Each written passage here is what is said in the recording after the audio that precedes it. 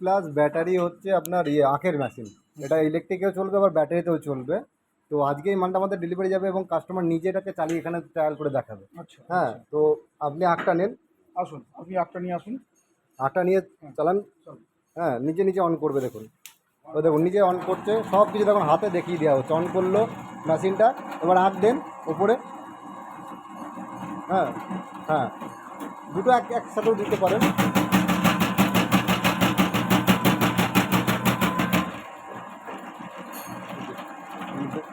রসটা বের করুন আবার একটু, রস বেরোচ্ছে দেখুন। একবারে বেশি কিন্তু রস বেরিয়ে যাচ্ছে।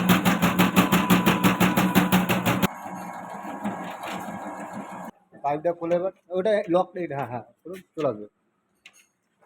দেখুন একদম গ্লাসে রস